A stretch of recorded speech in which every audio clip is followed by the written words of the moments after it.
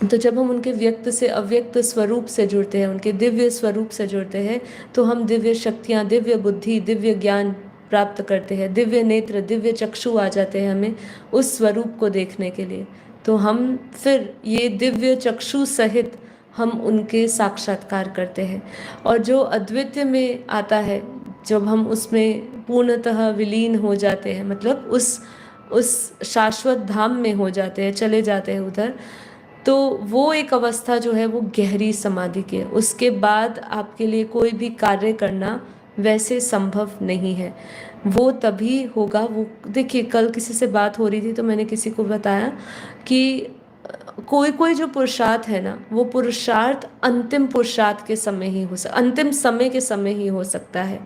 कुछ कुछ चीज़ें जो हम अभी चाहते हैं कि हम हो जाए, वो अंतिम समय में ही हो पाएगा।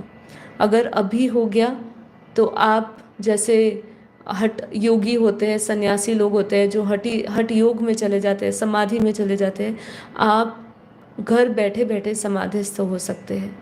तो इसीलिए वो हम उस सारे के सारे हमारे कर्म बंधन नहीं करते हैं। वो अंतिम समय, अंतिम घड़ी में ही, सेकंडों में हमारे जो एक कर्मों की तार जिसने हमें बांध के रखा होता है हमारे इस संसार से, वो अंतिम क्षण में टूटता है।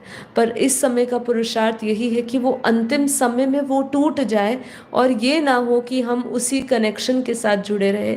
इसीलिए हमें अंतिम समय तक का ये अभी का पुरुषार्थ करना पड़ता है।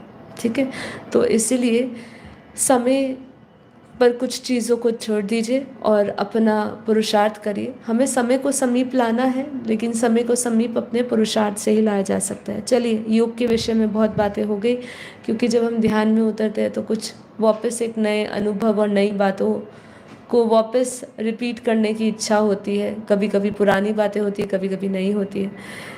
तो अभी हम